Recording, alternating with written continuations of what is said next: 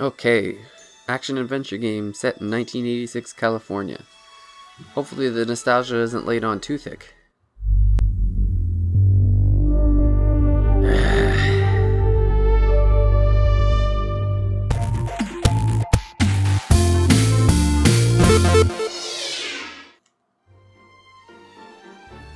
If you've ever found yourself watching Stranger Things on Netflix and thinking, I wish this was a video game, consider your wish fulfilled.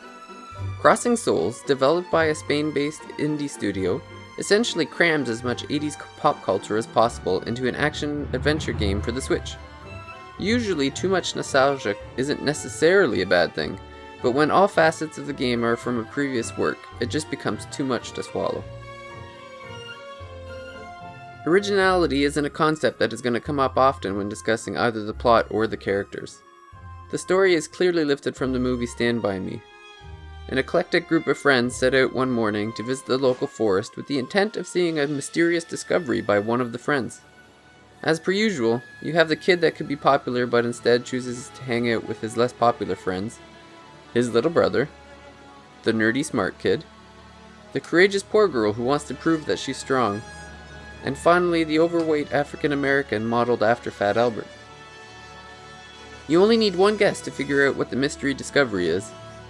Following the plot of its inspiration, the children find the rotting corpse of a dead body. In the hand of this dead body is the Duat Stone, a mysterious object that allows its user to see and interact with the spirits of the dead. It doesn't take long for the villain to discover the location of the Duat Stone, and the story focuses on the children trying to save their parents from an evil using them as collateral in an attempt to recapture the powerful stone. Gameplay is an isometric action-adventure where you'll need to master combat and some awkward platforming. Each character has their own unique traits, and progression requires constant flipping through each character.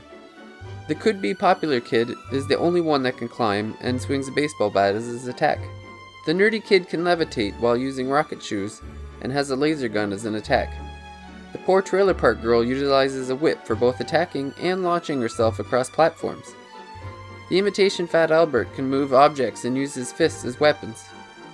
If this didn't happen so early in the game, it could be considered a spoiler, but the younger brother character dies at the beginning. Using the Duat Stone, his spirit can be used to pass through impenetrable locations in order to create new paths for the group. The combat and exploration isn't too bad. A healthy variety of enemy types keeps gameplay fresh, and some of the boss battles have some neat ways to defeat them. I would say that the environmental requirements of having to constantly switch characters did grate on my nerves. Too often I'd have to cycle through characters to utilize their unique traits, like needing to climb a ladder and then immediately having to switch up to move boxes or get across gaps. It's reasonable to expect that each character would need to be used, but the constant changes were disrupting the flow of the game. Ultimately, the experience fell flat for me, as I tried to trudge through the non-stop references to the most obvious and overused aspects of the 80s. Yes, I did enjoy E.T. and Teenage Mutant Ninja Turtles as a kid, but I've become numb to the overuse of their catchphrases and plots that are continuously rehashed over and over. I'm at the point where you either need to use these references sparingly as a compliment to an original idea, or really deep dive into 80s culture that probably many would wish would be forgotten. Unfortunately for Crossing Souls, neither of these ring true.